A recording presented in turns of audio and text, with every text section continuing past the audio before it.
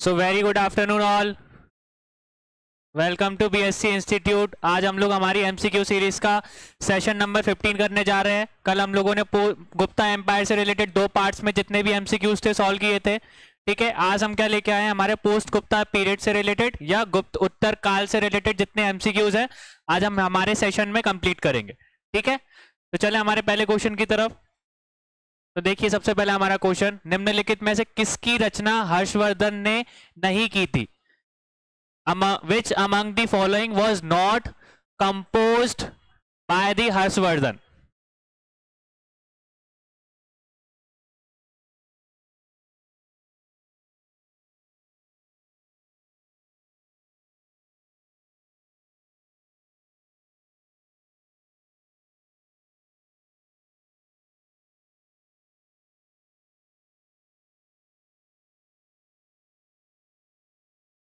ठीक है, तो ज्यादातर लोग क्या बता रहे हैं, ए बता रहे हैं, तो हर्षचरित हमारा क्या है, सही आंसर है। ठीक है, तो अगर हर्षचरित को छोड़ के अगर बाकी की 3 देखा तो उनके रचयिता कौन है, हर्षवर्धन है। ठीक है, तो हर्षवर्धन की बात करो तो रत्नावली भी उन्होंने ही लिखी है। ठीक है, प्रियदर्शिका भी उन्होंने लिखी है और नंदानंद भी उन्हीं के द्वारा ही लिखी गई है। कौन सी नहीं लिखी गई है, हर्षचरित, वो किसके द्वारा लिखी गई है, बाणभट्ट के द्वारा।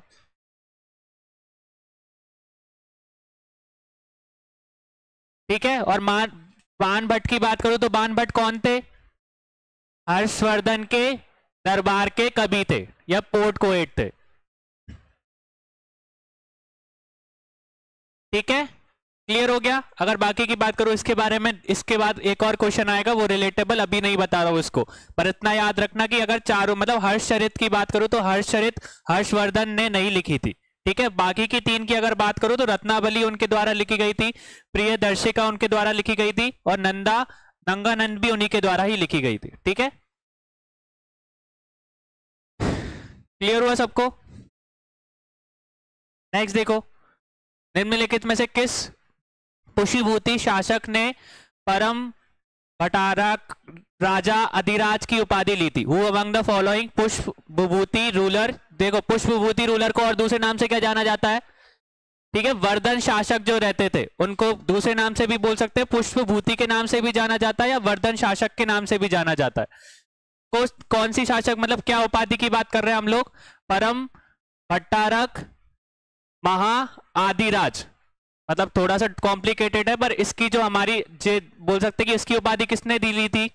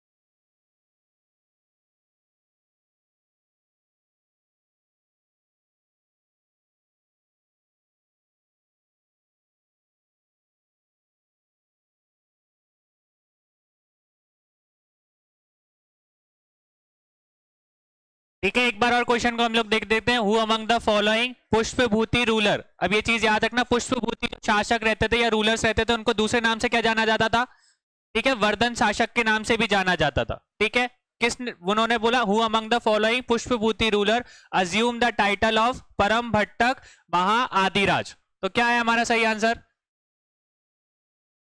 प्रभाकर वर्धन को, ठीक है, भट्टाराकक महार आदिराज के नाम से भी जाना जाता था। ठीक है,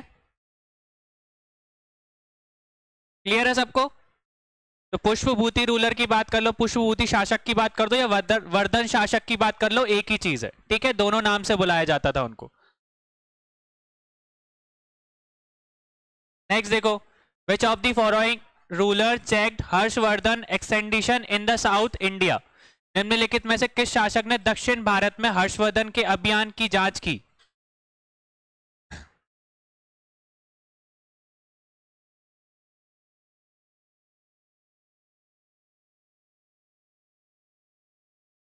देखो बेसिकली इसमें अगर आपने देखा हो तो वैसे सही आंसर बताओ, फिर इसके बाद इसका डिस्कस करेंगे हम लोग।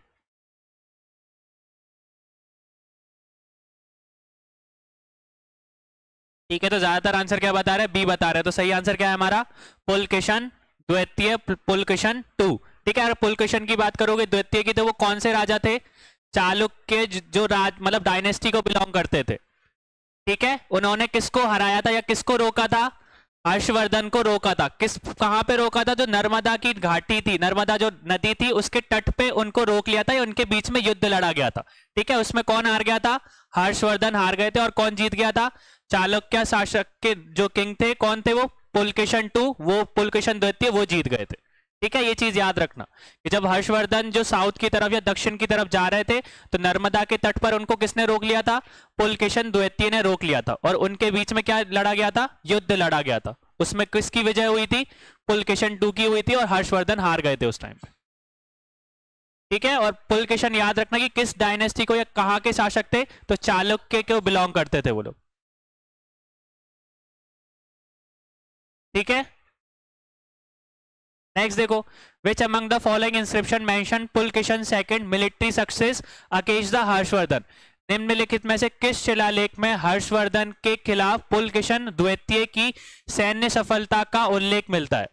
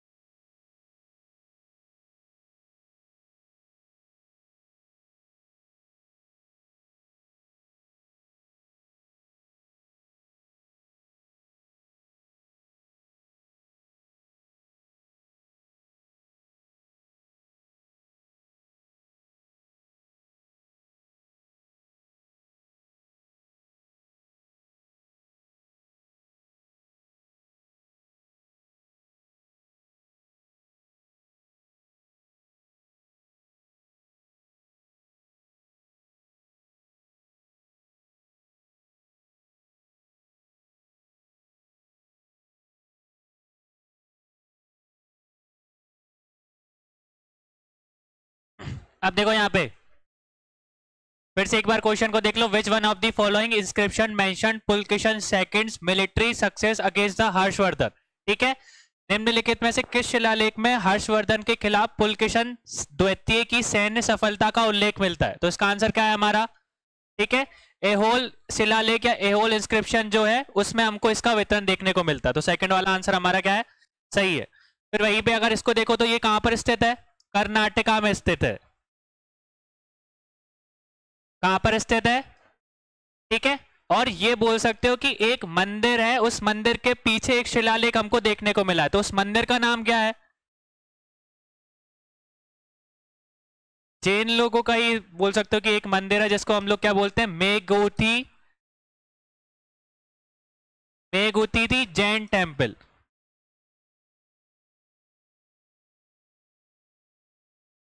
ठीक है, एक जैन टेम्पल है, जैन लोगों का मंदिर है जिसका नाम क्या है? मेगुती जैन टेम्पल। उस टेम्पल के पीछे हमको शिलालेख देखने को मिला है, जिस शिलालेख को हम लोग किस नाम से बोलते हैं?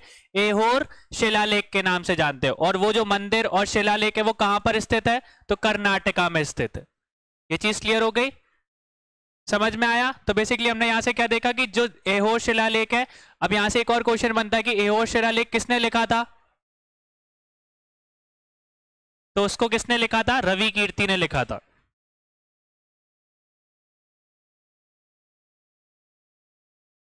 किसने लिखा था? रवि कीर्ति ने लिखा था। और रवि कीर्ति की बात करें तो ये कौन थे? तो ये पुलकेशन सेकंड के दरबार के क्या थे? कवि थे। ये चीज क्लियर हो गई?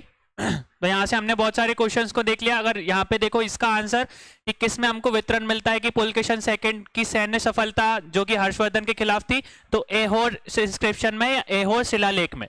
और उसकी बात करोगे तो वो कहां पर स्थित है, एक मंदिर है, उस मंदिर के पीछे हमको वो शिलालेख देखने को मिलता है। तो उस मंदिर का नाम क्या है, विभूति जैन टेम्पल। और ये जो बोल सकते हैं मंदिर है और शिलालेख है वो कहां पर स्थित है, कर्नाटका में स्थित है। फिर इसके बात करें तो एहोर शिलालेख किसने लिखा है, तो रवि कीर्ति ने लिखा है। और रवि कीर्ति कौन थे, हमारे पुलकेशन सेकंड के दरबार के कवि थे या कोर्ट पोएट थे।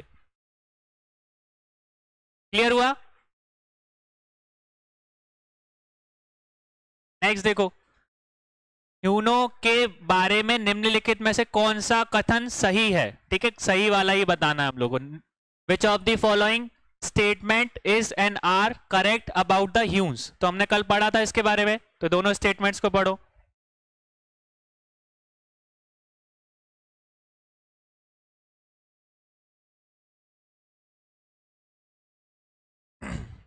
अब यहाँ पे मिक्स्ड आंसर देखना शुरू हो गया है, कोई ए बता रहा है, कोई सी बता रहा है।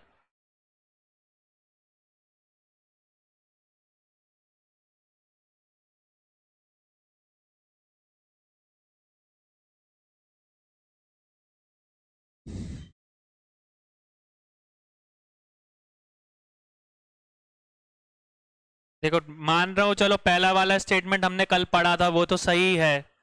अब दूसरा वाला स्टेटमेंट को ध्यान से पढ़ना है हमको।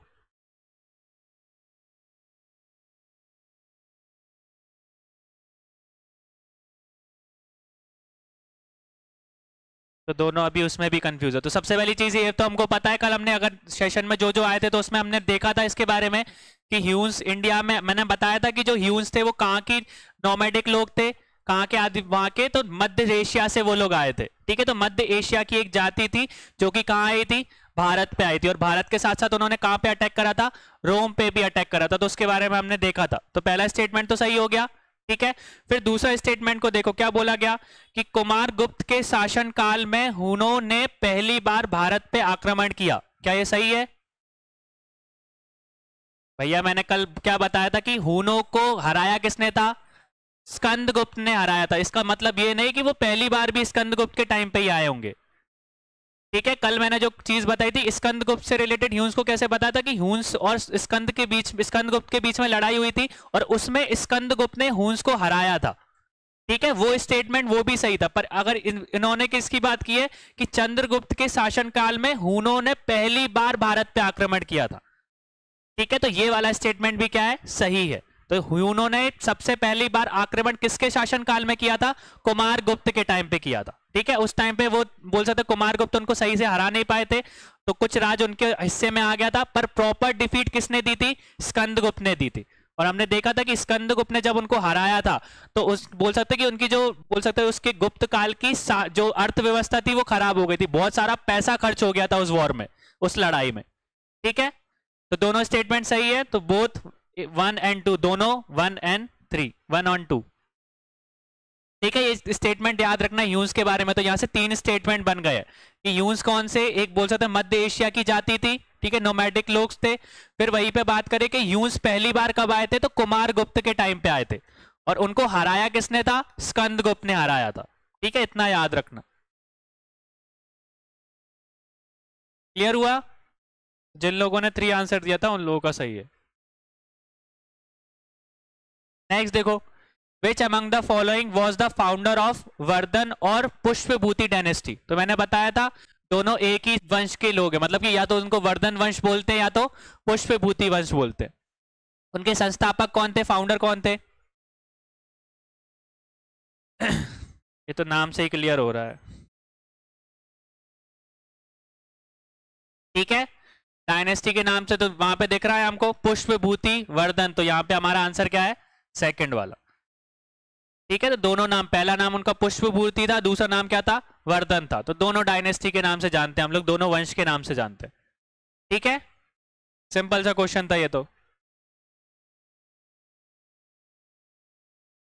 नेक्स्ट देखो, महाबलीपुरम की चट्टानों को इकट्ठा करके बनाए गए मंदिर किसके संस्थापक में बनाए गए थे, संरक्षण में बनाए गए थे, sorry. The rock cut temples of the Mahabalipuram were built under the patronage of the Dash King,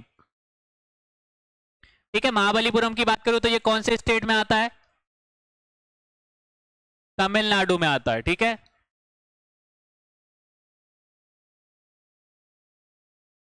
next answer बताइए सभी।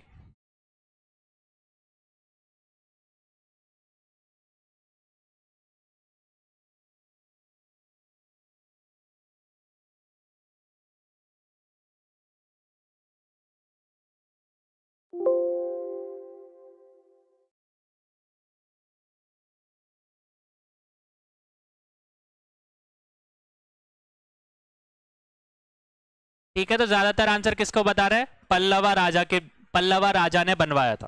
ठीक है, और पल्लवा राजा की बात करूं तो उस राजा का नाम क्या था? नरसिम्हा वर्मन, वो भी प्रथम। ठीक है, अगर आपको किसकी बात करी जाए, rock cut temples of Mahabalipuram की बात करी है, महाबलीपुरम की चट्टानों को इकट्ठा करके जो मंदिर बनाया गया था, उसके फाउंडर कौन थे? महा वो सर नरसिम्हा वर्मन प्रथम थे। और वो किस डायनेस्टी को बिलोंग करते थे? तो पल्लवा डायनेस्टी या पल्लवा वंश को बिलोंग करते थे। ठीक है, और ये भी याद रखना कि महाबलीपुरम कहाँ पे किस राज्य में आता है, तो तमिलनाडु में आता है। ये चीज हमको पता करते चलना है इस चीज को। क्लियर हुआ? नेक्स्ट देखो, निम्नलिखित में से कौन सा सही, मतलब कि हमको मैच करना है, विच of the following is an और करेक्टली मैच्ड। अब इसको सही मैच करो, मतलब कि बताना है कि कौन सा सही है।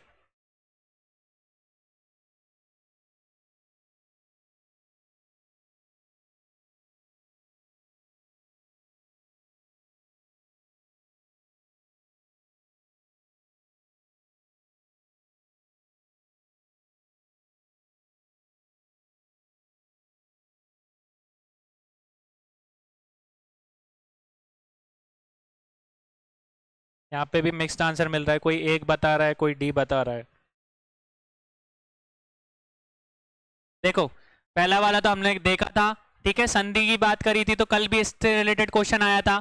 तो संधि से रिलेटेड चीजें कौन संभालता है? जो कि क्या लड़ते हैं, जो युद्ध की और शांति के बारे में निर्णय लेने वाले अधिकारी होते हैं। तो पहला वाला तो हमारा सही है। ठीक है, फिर इसके बाद या मतलब दूसरा अगर देखोगे तो आपके बोल सकते गुप्ता एम्पायर के टाइम पे आयुक्त तक जो रहते थे उनको क्या बोला जाता था? वो साधारण अधिकारी होते थे। ठीक है, जो साधारण अधिकारी उस टाइम पे हुआ करते थे उनको क्या बोला जाता था? आयुक्त तक बोला जाता था। ठीक है, फिर अब तीसरा देखोगे तो घुड़सवार सेना के मुखिया को क्या बोला जाता था? तो बृहदेश्वर बोला जाता था। तो तीनों हमारे क्या है? सही है। तो हमारा सही आंसर कौन सा है? All of the above. ठीक है, ऊपर के सभी। तो तीनों के तीनों सही हैं। तो हमको सबसे पहले चीज देख लिया करो, जब मैच दी फॉलोइंग वाले क्वेश्चन आया करे तो रिलेटेबल हमको क्या वर्ड्स को देखना है। तो यहाँ पे कल भी मैंने बताया था, तो यहाँ पे संधि की बात हुई थी। तो संधि कौन करवाता है? जो बोल सकते हैं कि जब युद्ध होता है दो के बीच में तो शांति प्रस्ताव रखा जाता है, शांति के लिए संधि की जाती है। तो जो युद्ध और बोल सकते हैं शांति के बारे में निर्णय वाले अधिकारी होते हैं उनको क्या बोला जाता है? महासंधि विजयक। फिर वहीं पे अगर साधारण अधिकारी की बात करूं तो साधारण अधिकारी को क्या बोला जाता है? आयुक्त तक बोला जाता है। और जो घुड़सवार सेना के मुखिया होते हैं उनको क्या बोला जाता है? वृद्धेश्वर बोला जाता है। ठीक है, तो फोर्थ हमारा सही है।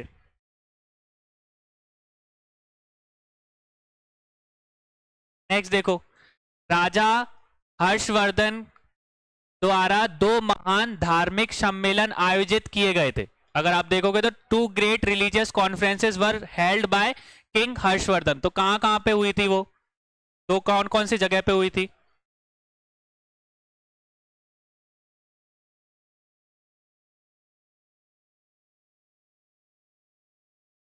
तो यहाँ पे मिक्स्ड आंसर मिल रहा है, कोई 1 और 2 भी बता रहा है यहाँ पे। ठीक है, पर ज्यादातर आंसर हमारे क्या है? तो कहां पर हुई थी? कनौज में और प्रयाग में हुई थी। ठीक है, पहली कनौज में हुई थी और दूसरी कहां पर हुई थी? प्रयाग में हुआ था। ठीक है, तो वहां पे बोल सकते हो धार्मिक सम्मेलन किए गए थे, सम्मेलन का आयोजन किया गया था। पहला कनौज में किया गया था, कनौज में, और दूसरा प्रयाग में किया गया था। नेक्स्ट देखो, हर्ष योग की शुरुआत हुई थी। तो हर्ष एरा जो था वो किस, कब स्टार्टिंग मानी जाती है हम उसकी?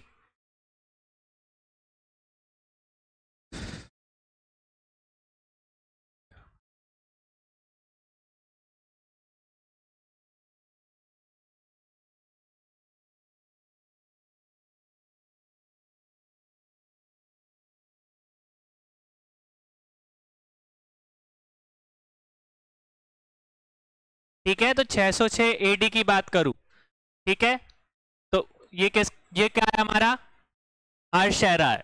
ठीक है, तो 606 एडी को क्या बोला जाता है, हर्षैरा बोला जाता है या हर्ष युग बोला जाता है। फिर अगर मैं 57 बीसी की बात करूं तो 57 बीसी कौन सा होता है, विक्रम एरा के नाम से जाता है या विक्रम युग के नाम से जाना जाता है। ठीक है, फिर अगर मैं 78 एडी की बात करूं तो ये कौन सा एरा होता है, साक एरा। साक लोगों ने एरा किया था, उनका युग बोला जाता है। और लास्ट वाला हमको पता ही है, ये कौन का युग बोला जाता है, गुप्ता लोगों का, गुप्ता युग बोला जाता है या गुप्ता एरा बोला जाता है। ठीक है, बहुत सी जगह पे आप बोल सकते हो 319 भी दिया है, 320 भी दिया है, तो इसमें कंफ्यूज मत होना, 19 भी सही है और 20 भी सही है।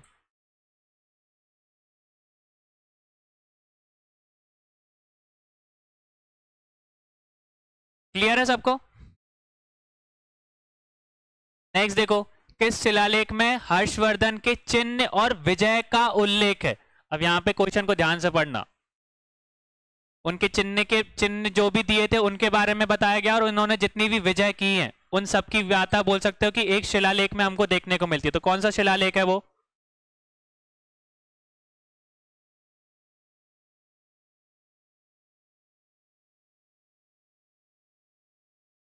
यहाँ पे फिर से मिक्स्ड आंसर मिल रहा है।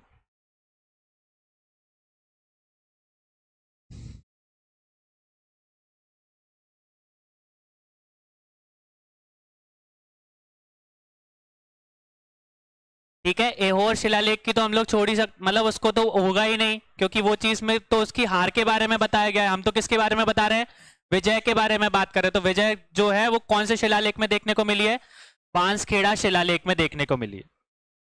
ठीक है, कहां पर देखने को मिली है, बांसखेड़ा में देखने को मिली है। और ये किस स्टेट में या किस राज्य में स्थित है, तो यूपी में स्थित है।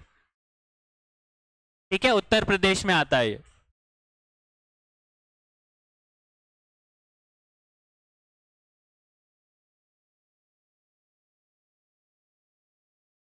क्लियर है सबको। नेक्स्ट देखो, who was the court poet of Harshvardhan. इसका आंसर पहले ही दे चुके हम लोग।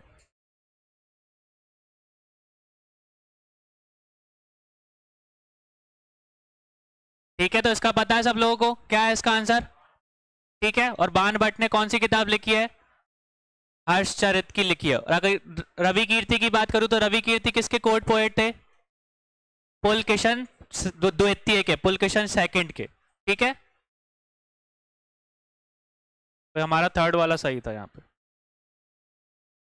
नेक्स्ट देखो, हर्षवर्धन किससे प्रभावित होकर बौद्ध धर्म के में महान स्थापक बने।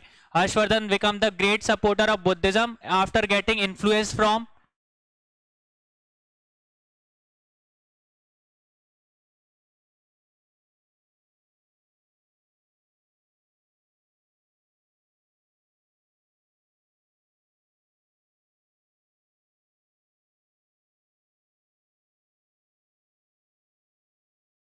ठीक है, तो उस टाइम पे हर्षवर्धन के देखोगे तो कौन से चाइनीज ट्रेवलर या चाइनीज यात्री उनके टाइम पर आए थे। ठीक है, तो हुआन त्सांग उस टाइम पे क्या आए थे, हर्षवर्धन की कोर्ट में, हर्षवर्धन के दरबार में आए थे। उनसे प्रभावित होकर हर्षवर्धन ने कौन सा धर्म को फॉलो कर दिया था, बौद्ध धर्म को फॉलो कर लिया था।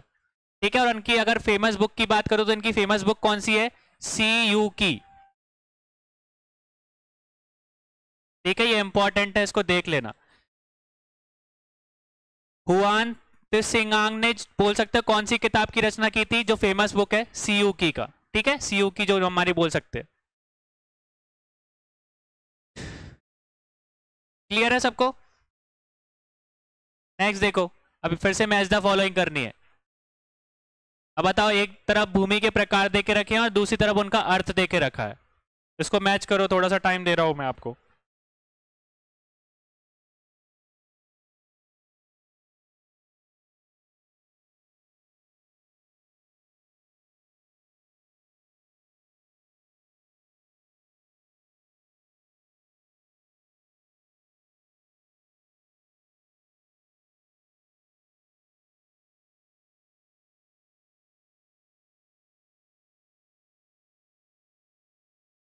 ठीक है, तो ज्यादातर लोगों के आंसर आना शुरू हो गए हैं। ठीक है, तो अब देखो, अगर समझ में नहीं आ रहा तो अगर उनको मैच द फॉलोइंग के वर्ड्स को ही देखोगे तो ही समझ में आ जाएगा। ठीक है, सबसे पहले अगर सिंपल सा देखना है तो सिंपल नदी है। ठीक है, तो नदी से रिलेटेड कोई चीज दिख रही है हमको, दिख रही है यहाँ पे जो लैंड कवर्ड बाय रिवर, तो उसको क्या बोला जाता है? नदी मृतिका। तो पहले का तीसरे का आंसर क्या हो गया हमारा? फर्स्ट हो गया। फिर वहीं पे अगर किसकी बात करूं मैं, देव की बात करूं यहाँ पे, तो देवों के राजा कौन होते हैं? इंद्र। और इंद्र किस क्या करते हैं? वर्षा करवाते हैं, तो ये चीज किससे रिलेटेड हो जाएगी? वर्षा से रिलेटेड हो जाएगी। ठीक है, फिर वहीं पे अगर मैं इसकी बात करूं, मारू की बात करूं, तो मारू क्या होता है? रेगिस्तान से रिलेटेड होता है। ठीक है, तो रेगिस्तान तो डेजर्ट लैंड के बारे में बताया गया है, मेरू स्थल भूमि। ठीक है, तो बाकी का बचा हमारा पहला, क्या है हमारा? उभरा, तो उसको क्या बोला जाता है? जो उपजाऊ भूमि होती है उसको बोला जाता है। ठीक है, तो पहले का क्या है हमारा? दूसरा, और दूसरे का क्या है? चौथा, तीसरे का फर्स्ट, और चौथे का तीसरा।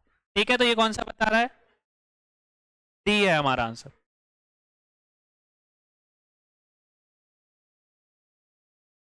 क्लियर है? तो जब भी मैच द फॉलोइंग हो तो एक तरीके से जब हमको देखना हो चीजों को तो एक बार सिंपलेस्ट फॉर्म में उनके नाम को देख लिया करो। जैसे संधि से भी हमने रिलेटेड क्वेश्चन देखा था ना, तो वैसे ही अगर हम देखोगे तो देव मिल गया हमको, यहाँ पे नदी मिल गया, यहाँ मरु मिल गया, और यहाँ से उबारा मिल गया यहाँ पे। क्लियर हुआ सबको? नेक्स्ट देखो, Harshacharita has reference to various present sent by the rulers named the Bhaskara to the Harshvardhan. Bhaskara belong to, Harshacharita में भास्कर नामक शासक द्वारा हर्षवर्धन को भेजे गए विभिन्न उपहारों का उल्लेख दिया गया है। तो जो भास्करा उसमें बताया गया है वो कौन सी वंश से रिलेटेड है, किस डायनेस्टी को बिलोंग करते हैं वो? ये चीज क्लियर हो गई ना? हर्षचरित में क्या बताया गया है कि एक भास्कर नाम के इंसान है, बोल सकते राजा है, जो कि हर्षवर्धन को उन्होंने बहुत सारे क्या भेजे थे? उपहार भेजे थे। ठीक है, तो जो उसमें जिसका भास्कर का उल्लेख है वो कौन से वंश से बिलोंग करते थे?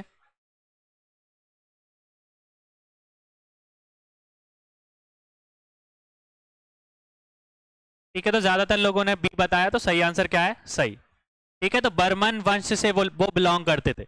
अब उसमें हर्षचरित में उनका उल्लेख क्यों दे के रखा है? क्योंकि बोल सकते हो बर्मन वंश का और बोल सकते हैं जो हर्षवर्धन है, उन दोनों के बीच में क्या हुआ था? गठबंधन हुआ था, कुछ तरीके से अलायंस उन्होंने बनाए थे। ठीक है, तो इसलिए उनका उल्लेख दे के रखा है कि एज अ गिफ्ट के रूप में जो बोल सकते हैं बर्मन जो राज के राजा थे, उन्होंने किसको भेजा था? गिफ्ट भेजा था वो हर्षवर्धन को भेजा था। इस चीज का चित्रण कहां पे देके रखा है? तो हर्षचरित्र में देखने को मिलता है।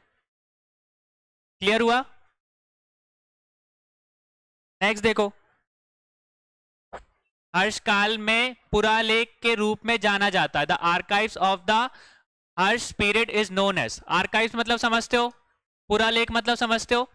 मतलब कि रिकॉर्ड्स जो रखे जाते हैं ना, अच्छे भले अच्छे ही रिकॉर्ड हो चाहे बुरे रिकॉर्ड्स हो, तो हर्षवर्धन से रिलेटेड जो भी बोल सकते हैं रिकॉर्ड्स थे, भले वो अच्छे रिकॉर्ड हो, मतलब उसके विजय के बारे में बताया हो चाहे हार के बारे में बताया हो, तो उन आर्काइव्स को क्या बोला जाता है? इसको पढ़ लेना, ये थोड़ा इंपॉर्टेंट क्वेश्चन है।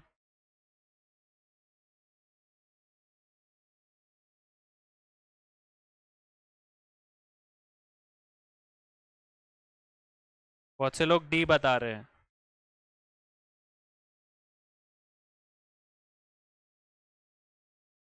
तो सही आंसर हमारा क्या है? फर्स्ट अकेला है। उसको क्या बोला जाता था? नीलो पिटू के नाम से जाना जाता था।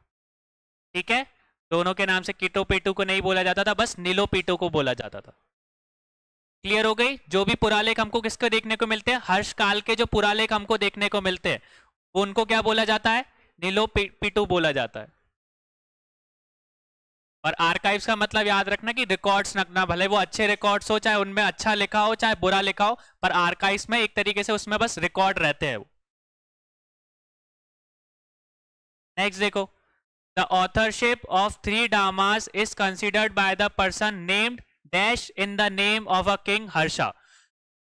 राजा हर्ष के नाम पर डैश नामक व्यक्ति द्वारा 3 नाटकों का लेखन माना जाता है। अभी हम लोगों ने हर्षचरित में जब पहला क्वेश्चन पढ़ा था उस पहले क्वेश्चन में हम लोगों ने देखा था कि हर्षवर्धन ने 3 किताबें लिखी थी, चरित की थी, पर एक्चुअल में बताया जाता है कि वो हर्षवर्धन ने खुद ने नहीं लिखी थी, वो किसी और से लिखवाई गई थी, नाम अपना लगा दिया था उन्होंने। ठीक है, तो जो बोल सकते हैं कि जिनसे उन्होंने किताब लिखवाई थी उसका नाम क्या था?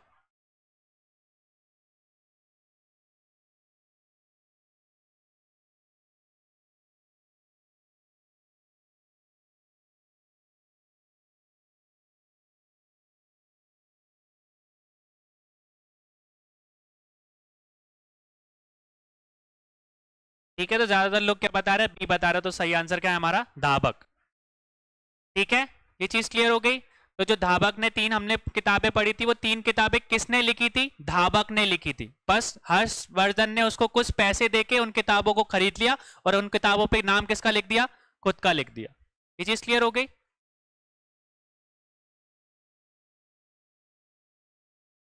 नेक्स्ट देख लो। The 5 major power emerge in north India after the fall of Gupta वर।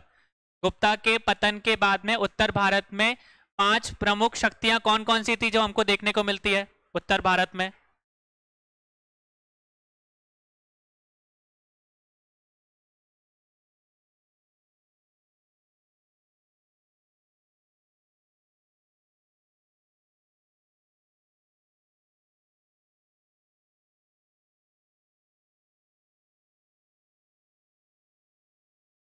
ठीक है, तो अगर आप देखोगे तो उस टाइम पे हम लोग बात करें तो ह्यून्स थे। ठीक है, तो ह्यून्स थे ही उस टाइम पे।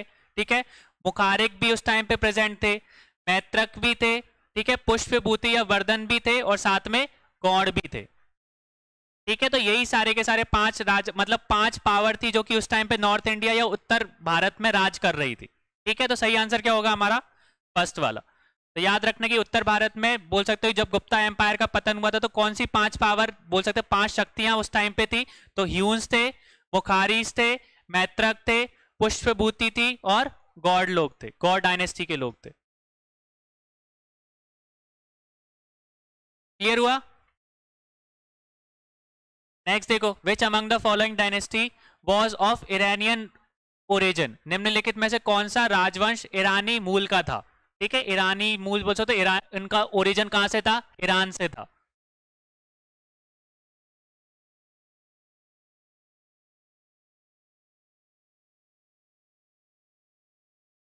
यहाँ पे भी मिक्स्ड आंसर मिल रहा है, कुछ गॉड बता रहे हैं। अभी आंसर करो।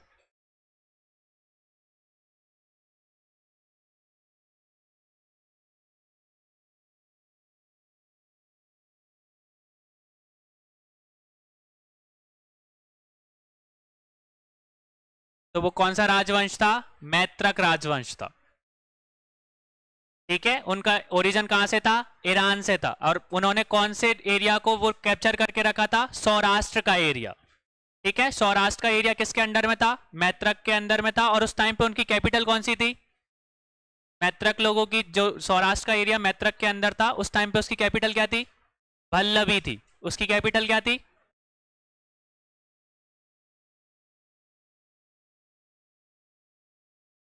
ठीक है, तो मैत्रक लोगों ने कौन सा एरिया कैप्चर करके रखा था? सौराष्ट्र का एरिया। और सौराष्ट्र की कैपिटल क्या थी उस टाइम पे? भल्लभी थी। क्लियर हुआ सबको? नेक्स्ट देखो, which among the following ruler invented Maukharis and killed their rulers Grahavarman and detain Rajyashri. अब थोड़ी सी स्टोरी याद करोगे तो याद आ जाएगा थोड़ा सा। क्या बोला गया है? निम्नलिखित में से किस शासक ने मुखारियों पर आक्रमण किया और उसके शासक ग्रहवर्मन को मार डाला और राजश्री को हिरासत में ले लिया? का आंसर बताओ।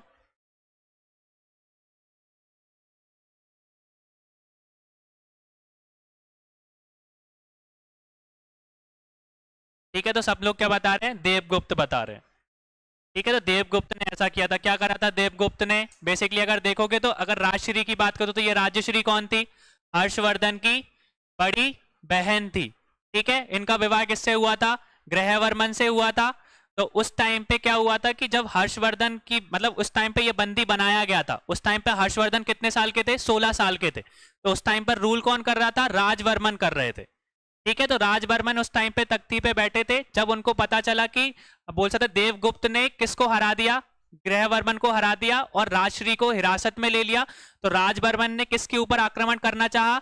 अपनी बहन को छुड़ाने के लिए देवगुप्त के ऊपर। तो देवगुप्त ने और जो शशांक है, उन दोनों ने मिलकर किसकी हत्या कर दी थी? राजवर्मन की हत्या कर दी थी। ठीक है, तो इसके बाद फिर किसको राजा बनाया गया? हर्षवर्धन को बनाया गया। वो और कितने साल के थे उस टाइम पे? 16 साल के थे। फिर हर्षवर्धन ने बदला लेने की कोशिश की। उसने बदले में किसको हराया? दोनों को हराया, देवगुप्त को भी हराया और शशांक को हराया, और अपनी जो बहन थी उसको छुड़ा के लेकर आ गए थे। ठीक है, स्टोरी क्लियर हुई? अगर इसके बाद जो बोल सकते हैं हर्षवर्धन का जो राज्यकाल था वो शुरू हुआ था। ठीक है, तो 16 साल में ही वो राजा बन गए थे और उन्होंने अपनी बहन के उस बोल सकते कि पहली बात तो बदला लिया था उस चीज के लिए। और उनकी लड़ाई किससे हुई थी? देवगुप्त से हुई थी और शशांक से हुई थी। और देवगुप्त उस टाइम पे कहाँ के राजा थे? तो मालवा के राजा थे। ठीक है, मालवा क्षेत्र के राजा थे वो।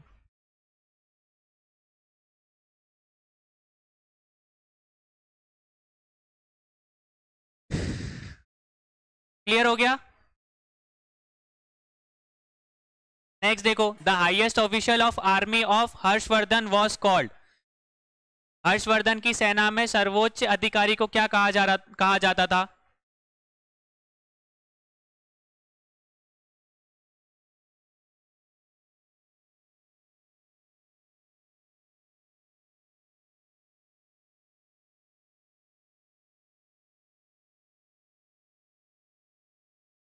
तो ये टेक्निकल नेम है, तो उस टाइम पे उनको क्या बोला जाता था? महाबली अधिकृत बोला जाता था। ठीक है, क्या बोला जाता था? महाबली अधिकृत बोला जाता था। और अगर बालाधिरथ की बात करूं तो वो कौन थे? हमारे कमांडर बोले जाते थे। उस टाइम पे जो कमांडर होते थे ना, उनको क्या बोला जाता था? महा बोल सकते हैं कि बालाधिरथ बोला जाता था। ठीक है, फिर इसके बारे में अगर बात करूं तो दूर राजिस रूरी जो थे वो कौन थे? हमारे फॉरेन मिनिस्टर थे। फॉरेन मिनिस्टर मतलब समझते हो? जो हमारे विदेशी मंत्री होते हैं, उनको उस टाइम पे क्या बोला जाता था? दूत राजिस थे रोए। ठीक है, तो फॉरेन मिनिस्टर मतलब कि विदेशी मंत्री जो होते थे उस टाइम पे उनको ये बोला जाता था। क्लियर हो गया? नेक्स्ट देखो, the founder of Vakataka dynasty was. तो वकाटक वंश की बात करूं तो वकाटक वंश के संस्थापक कौन थे?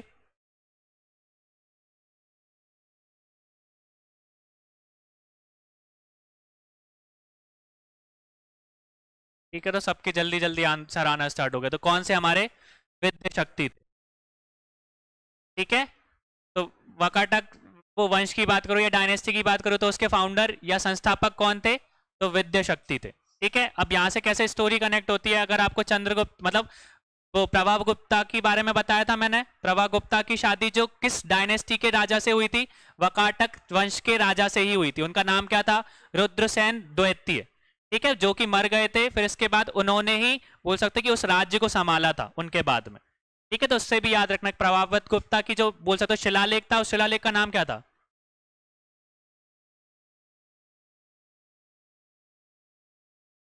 उसको कमेंट करना अभी, सभी के सभी।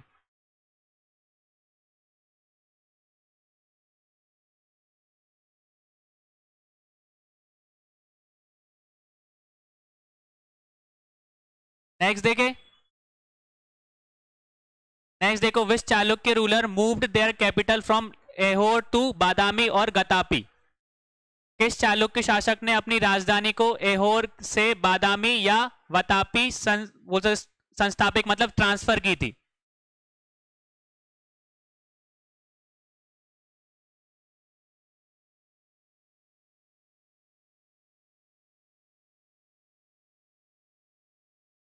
अब यहाँ पे मिक्स्ड आंसर मिल रहे हैं, फुल क्वेश्चन सेकंड बता रहे हैं।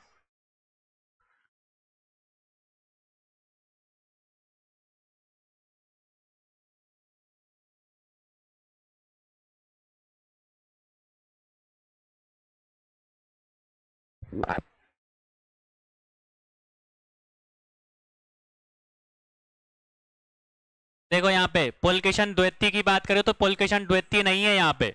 पुलकेशन द्वितीय की बात करोगे तो द्वितीय ने तो हर्षवर्धन को हराया था, ठीक है। पर अगर किसकी बात करूं, मतलब ट्रांसफर करने की बात करूं कि एहोर से अपनी कैपिटल को बादामी या गतापी किसने ट्रांसफर किया था, तो पुलकेशन वन ने किया था, ठीक है। पुलकेशन प्रथम ने किया था, द्वितीय ने नहीं किया। द्वितीय क्या इंपॉर्टेंट है, क्योंकि उसने तो हर्षवर्धन को हराया था,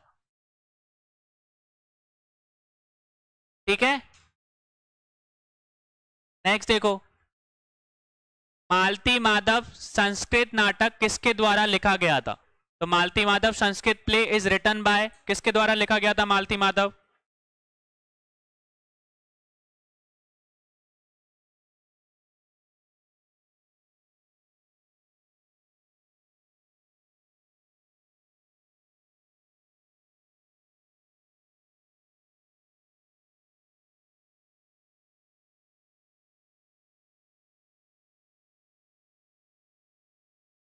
ठीक है, तो सब लोग क्या बता रहे हैं, भावभूति बता रहे हैं। तो सही आंसर क्या है हमारा, भावभूति ने लिखा था, ठीक है।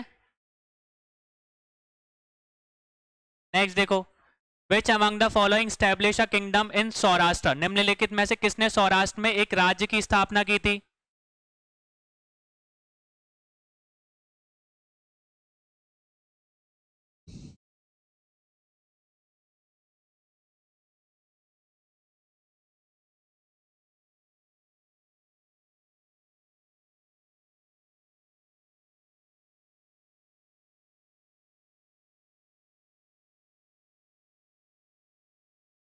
ठीक है, तो किसने की थी यहाँ पे, हमारा सही आंसर क्या है, भटारक, ठीक है। भटारक हमारा बोल सकते हैं कि कौन थे, अगर गुप्ता एम्पायर के टाइम पे देखोगे तो उस टाइम पे वो राज्यपाल थे या मिलिट्री गवर्नर थे, किसके राज में, गुप्ता एम्पायर के टाइम पे। जब गुप्ता एम्पायर का पतन होने लगा तो वो कहाँ के बोल सकते राज्यपाल थे, सौराष्ट्र के राज्यपाल थे। तो जैसे ही उनका पतन होना स्टार्ट हुआ तो उन्होंने जो सौराष्ट्र का एरिया है वो अपने अंदर अपने मतलब अपने कंट्रोल में ले लिया, और किस बोल सकते किस राज्य की या किस किंगडम की उन्होंने स्थापना की थी, ठीक है। ये चीज क्लियर हो गई, क्लियर हुआ यहाँ पे।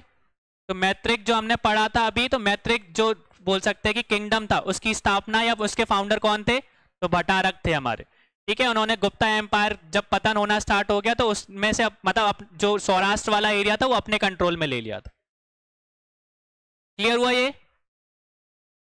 नेक्स्ट देखो, who sent Hiuen Tsang as a envoy to the Harsha's court, Hiuen Tsang को हर्ष के दरबार में दूत के रूप में किसने भेजा था, तो उस टाइम पे चाइनीज कोई बोल सकते डायनेस्टी के रूलर थे, उस चाइनीज रूलर का नाम क्या था।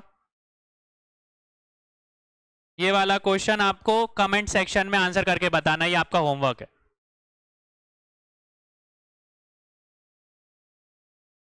ठीक है। और मैंने अभी एक और क्वेश्चन पूछा था प्रभावती गुप्ता से रिलेटेड, वो भी किसी ने आंसर नहीं किया अभी, ठीक है। कौन सा शिलालेख हमको देखने को मिलता है, तो जो बोल सकते ताम्रपत्र या कॉपर प्लेट इंस्क्रिप्शन हमको देखने को मिलता है। और कॉपर प्लेट इंस्क्रिप्शन जो कि प्रभावती गुप्ता के द्वारा लिखा गया था, उसमें किसके बारे में बताया है, श्रीगुप्त के बारे में बताया है। श्रीगुप्त को क्या बोला गया है उस टाइम पे, आदिराज बोला गया है, इसका चित्रण हमको देखने को मिलता है, ठीक है। तो चीजों को मत भूलो भैया, कल ही पढ़ा था उस चीज को हमने, कल नहीं तो परसों पढ़ा था, क्लियर है। इसका आंसर सब लोग कमेंट सेक्शन में देना। थैंक यू आज।